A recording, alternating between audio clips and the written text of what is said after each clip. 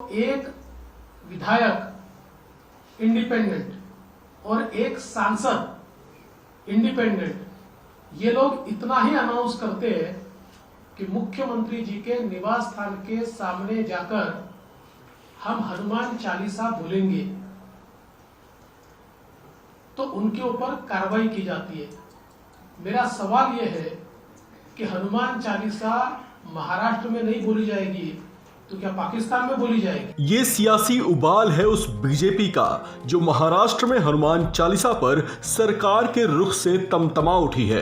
उसे आपत्ति है कि महज एक बयान देने वाले निर्दलीय विधायक और एक निर्दलीय सांसद पर राजद्रोह का मामला कैसे दर्ज कर लिया गया। महाराष्ट्र के पूर्व मुख्यमंत्री देवेंद्र फडणवीस ने उद्धव सरकार पर सवालों के गोले दागते हुए पूछा कि आखिर उन्हें हनुमान चालीसा से इतनी आपत्ति क्यों है। आखिर क्यों एक निर्दलीय नेता के सिर्फ हनुमान चालीसा बजाने के बयान पर ही वो इतनी उखड़ गई कि उस पर राजद्रोह जैसा गंभीर मामला दर्ज कर लिया गया। देवेंद्र फडणवीस ने पूछा कि हनुमान चालीसा भारत में नहीं तो क्या पाकिस्तान में बजाया जाना चाहिए।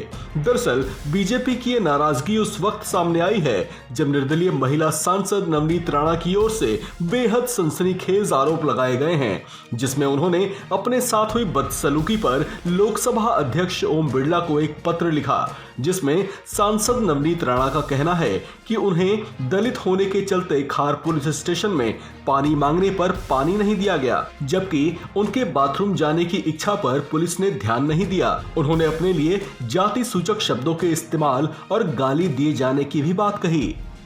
राजद्रोह करेगा, हम सारे के सारे हनुमान चालीसा बोलेंगे और अगर सरकार में हिम्मत है तो सरकार हमारे ऊपर राजद्रोह का गुनाह लगाकर दिखाए।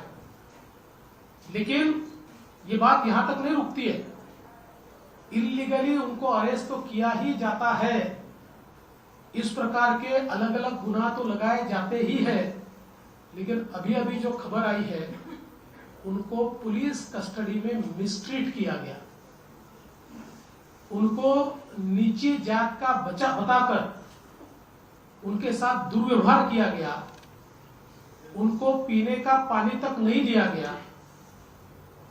एक महिला सांसद को वॉशरूम जाने के लिए भी परमिशन नहीं दी गई। इस प्रकार से बदले की भावना से महाराष्ट्र में इससे पहले हमने कभी कार्रवाई नहीं देखी।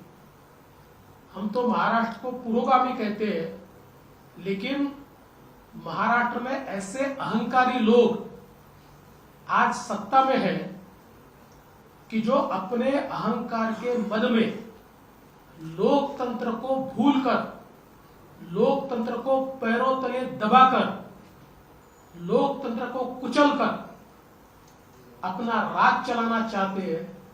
मैं उनको चेतावनी देना चाहता हूं, हम संघर्ष करेंगे। महाराष्ट्र के पूर्व मुख्यमंत्री देवेंद्र फडणवीस ने महिला सांसद के साथ थाने में हुए ऐसे कथित दुर्व्यवहार को लेकर गहरी नाराजगी जाहिर की है। उन्होंने लोकतंत्र में इसे दुर्भाग्यपूर्ण बताया है। देवेंद्र फडणवीस ने कहा कि महाराष्ट्र की उद्धव सरकार को अहंकार हो गया है और पुलिस भी उन्हीं के इशारे पर काम कर रही है। उन्होंने कहा कि सरकार के ऐसे बर्ताव की वजह से ही बीजेपी ने बुलाई गई सर्वदलीय बैठक का बहिष्कार किया है। गौरतलब है कि पिछले दिनों बीजेपी नेता किरीट सोमैया पर भी हमला किया गया था, जिसके बाद उनकी अगुवाई में बीजेपी नेताओं के एक शिष्टमंडल ने दिल्ली में केंद्रीय गृह सचिव से मुलाकात की है। उनकी ओर से महाराष्ट्र सरकार को लेकर यह बताया गया कि उद्धव सरकार के राज में अराजकता का माहौल बन गया है और कानून को लेकर मनमानियां की जाने लगी हैं। इस खबर में फिलहाल इतना ही। बाकी खबरों के लिए बने रहिए वन इंडिया हिंदी के साथ।